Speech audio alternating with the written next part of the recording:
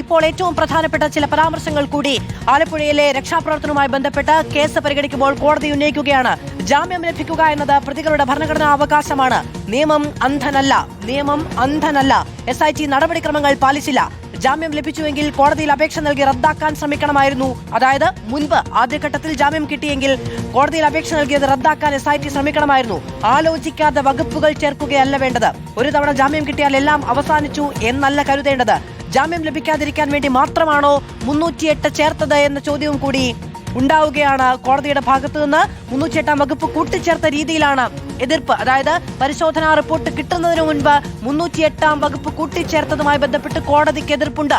സായ്കുമാർ വിവരങ്ങളുമായി ചേരുകയാണ്. സായി, ചോദ്യം കഴിഞ്ഞ തവണ ഈ കേസ് പരിഗണിച്ചപ്പോൾ കോടതി ചോദിച്ചതാണ് എന്തിനായിരുന്നു തിടുക്കം, അതിൽ അന്വേഷണ റിപ്പോർട്ട് കിട്ടുന്നതിന് മുൻപ് എന്തിനാണ് 308 വകുപ്പ് കൂട്ടിച്ചേർത്തത് എന്ന ചോദ്യം SITക്ക് മുന്നിൽ ഇപ്പോൾ വളരുകയാണോ?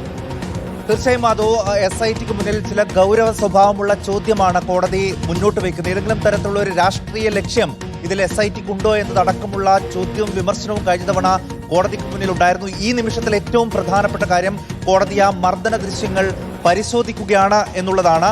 അതിനുശേഷമായിരിക്കും കോടതി ഇക്കാര്യത്തിലൊരു അന്തിമ തീരുമാനം, ഇവർക്ക് ജാമ്യം നൽകണമോ എന്നടക്കമുള്ള കാര്യത്തിൽ അന്തിമ തീരുമാനം എടുക്കുക. അത് ഏത് നിമിഷവും നമ്മൾ പ്രതീക്ഷിക്കുകയാണ്. ഇതിൽ ഏറ്റവും നിർണായകമായ ആ ദൃശ്യങ്ങൾ അത് CD-യിൽ SIT ഹാജരാക്കി എന്നുള്ളതാണ് നമ്മൾ മനസ്സിലാക്കുന്നത്. പോലീസ് ആ ദൃശ്യങ്ങൾ പകർത്തിയിട്ടില്ല. മാധ്യമങ്ങളിൽ വന്ന ദൃശ്യം, അത് ജയ്ഹിന്ദ് ക്യാമറാമാൻ പകർത്തിയ ദൃശ്യം, അദ്ദേഹത്തിന്റെ മൊഴിയടക്കം പോലീസ് ശേഖരിച്ചിരുന്നു. ആ ദൃശ്യമാണ് CD-യിലാക്കി ഇപ്പോൾ കോടതിയിൽ സമർപ്പിച്ചിരിക്കുന്നത്. ആ ദൃശ്യം ഇപ്പോൾ കോടതി പരിശോധിക്കുകയാണ്. അതിനുശേഷമായിരിക്കും, അതുകൂടി പരിഗണിച്ചായിരിക്കും കോടതി ഇക്കാര്യത്തിൽ ഒരു അന്തിമ തീരുമാനമെടുക്കുക. ഇതിനോടകം വന്നിട്ടുള്ള കോടതിയുടെ പരാമർശങ്ങൾ അത് നമ്മൾ എടുത്തു വായിക്കേണ്ടതാണ്. ജാമ്യം ലഭിക്കുക എന്നത് പ്രതികളുടെ ഭരണഘടനാവകാശം എന്ന് കൂടിയാണ് കോടതി പറയുന്നത്. നിയമം അന്ധനല്ല. SIT നടപടിക്രമങ്ങൾ പാലിച്ചില്ല എന്ന് കൂടി കോടതി വാക്കാൽ പറയുന്നുണ്ട്. ജാമ്യം ലഭിച്ചുവെങ്കിൽ കോടതിയിൽ അപേക്ഷ നൽകി അത് റദ്ദാക്കാൻ മുൻപ് എന്തുകൊണ്ട് ശ്രമിച്ചില്ല എന്ന ചോദ്യം കൂടി കോടതി ചോദിക്കുന്നു. ആലോചിക്കാതെ വകുപ്പുകൾ ചേർക്കുകയല്ല വേണ്ടത്. ഒരു തവണ ജാമ്യം കിട്ടിയാൽ എല്ലാം അവസാനിച്ചു എന്നല്ല കരുതേണ്ടത്. ജാമ്യം ലഭിക്കാതിരിക്കാൻ വേണ്ടി മാത്രമാണോ 308 എന്ന റിപ്പോർട്ടിൽ 308 ഇല്ല. 1 മണിക്കൂറിനുള്ളിൽ SIT പുതിയ റിപ്പോർട്ട് നൽകി, അതിൽ 308 ചേർത്തു. അതെങ്ങനെയാണ് എന്ന് അറിയണമെന്നാണ് കോടതി ആവശ്യപ്പെട്ടിരിക്കുന്നത്. അതിൽ എന്ത് മറുപടിയാണ് ഇപ്പോൾ SIT നൽകിയിരിക്കുന്നത്? SIT എന്ത് മറുപടി നൽകി എന്നുള്ളത് നമുക്കിനി വരേണ്ടതുണ്ട്. എന്തായാലും പോലീസ് ഡിപ്പാർട്ട്മെന്റിൽ നിന്ന് ലഭിച്ച ആയുധമല്ല മർദ്ദനത്തിന് ഉപയോഗിച്ചത് എന്ന വാദിഭാഗത്തിന്റെ വാദം ഇപ്പോൾ വരികയാണ്. അതിൽ ചില ഗുരുതരമായിട്ടുള്ള മറുപടി കൂടി ഇപ്പോൾ വാദിഭാഗം ഉന്നയിക്കുന്നുണ്ട്.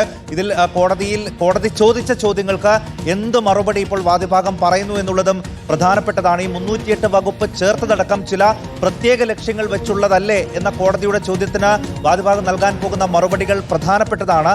SIT ഇക്കാര്യത്തിൽ ഒരു ധൃതി കാണിച്ചോ എന്ന ഒരു സ്വഭാവം കോടതിയുടെ ഭാഗത്ത് നിന്ന് വന്ന ചോദ്യങ്ങളിലുണ്ട്. അതിനെന്തു മറുപടി ഇപ്പോൾ നൽകും എന്നുള്ളത്, ഇതിൽ ഗ്രേഡ് SIമാരുടേതടക്കം മൊഴി വളരെ പ്രധാനപ്പെട്ടതാണ്. സംസ്ഥാനത്ത് ഒരു മുതിർന്ന പോലീസ് ഉദ്യോഗസ്ഥൻ തന്നെ ഈ മൊഴി തിരുത്താൻ ഇടപെട്ടു എന്നതടക്കമുള്ള കാര്യങ്ങൾ SITയുടെ കണ്ടെത്തൽ ഉണ്ട് എന്നാണ്. പക്ഷേ ആ കാര്യങ്ങൾ കോടതി ഇതിൽ പരിഗണിക്കില്ലല്ലോ. ഇത് ആത്യന്തികമായ ഒരു ജാമ്യാപേക്ഷയാണ്. അതിൽ ഈ ഉന്നത ഇടപെടലുകൾ അല്ലെങ്കിൽ മറ്റുള്ളവരുമായി ചേർന്ന കാര്യങ്ങൾ പരിഗണിക്കില്ല എന്നുള്ളതാണ് ഏറ്റവും പ്രധാനപ്പെട്ട കാര്യം. ഹരിമോഹൻ കൂടി വിവരങ്ങളുമായി നമ്മളോടൊപ്പം ചേർന്നുണ്ട്. ഹരി, ഈ ആദ്യഘട്ടത്തിൽ കോടതിയിലേക്ക് ചെല്ലുന്ന സമയത്ത് തന്നെ ജാമ്യാപേക്ഷയുമായി ചെല്ലുന്ന സമയത്ത് അന്ന് DGPയുടെ ഒരു യോഗമുള്ളതുകൊണ്ട് അന്ന് SIT ഉദ്യോഗസ്ഥർ ഹാജരായിരുന്നില്ല.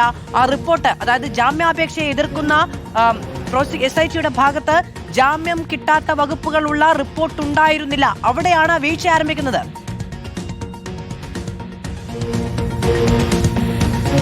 അത് തീർച്ചയായിട്ടും ഇതിന്റെ നടപടിക്രമങ്ങളിൽ വലിയ രീതിയിലുള്ള ഒരു വീഴ്ചയുണ്ട് എന്ന് തന്നെ കോടതി നിരീക്ഷിക്കുന്നു. അതായത് 1 മണിക്കൂറിനുള്ളിൽ ഈ വധശ്രമം അടക്കമുള്ള വകുപ്പുകൾ ചേർത്തതിലാണ്, അതായത് ജാമ്യമില്ലാ വകുപ്പുകൾ ചേർത്തുകൊണ്ടുള്ള ആ റിപ്പോർട്ട് സമർപ്പിച്ചത് എങ്ങനെയാണ് എന്നുള്ളതാണ് കോടതി ചോദിക്കുന്ന ഒരു പ്രധാനപ്പെട്ട കാര്യം. അതായത് ഈ നടപടിക്രമങ്ങൾ പാലിച്ചുകൊണ്ട് ഈ ജാമ്യം ലഭിച്ച പ്രതികൾക്ക് ആ ജാമ്യം റദ്ദാക്കണമെന്ന് ആവശ്യപ്പെട്ടുകൊണ്ട് സ്വാഭാവികമായിട്ടും കോടതിയിൽ ഒരു അപേക്ഷ നൽകാമായിരുന്നു. പക്ഷെ അങ്ങനെ ഒരു അപേക്ഷ നൽകിയിട്ടില്ല എന്നുള്ളതാണ് പ്രധാനപ്പെട്ട ഒരു വീഴ്ചയായിട്ട് ചൂണ്ടിക്കാണിക്കുന്നത്. അതായത് നേരത്തെ സായി ചൂണ്ടിക്കാണിച്ചതുപോലെ ഇത്തരത്തിൽ ഒരു ധൃതി പിടിച്ചുള്ള നീക്കമായിരുന്നു SITയുടെ ഭാഗത്തു നിന്നുള്ള ഒരു സംശയം ഇതിനകത്ത് വരുന്നുണ്ട് എന്നുള്ളതാണ് പ്രധാനപ്പെട്ടത്. അതായത് ഈ അന്വേഷണത്തിലുള്ള സമയം 1 മാസത്തോളം ഉണ്ടായിരുന്നു. പക്ഷേ ആദ്യ ആഴ്ചയിൽ തന്നെ ഇത് സംബന്ധിച്ചിട്ടുള്ള ഈ വധശ്രമം അടക്കമുള്ള വകുപ്പുകൾ ചുമത്തുന്നു.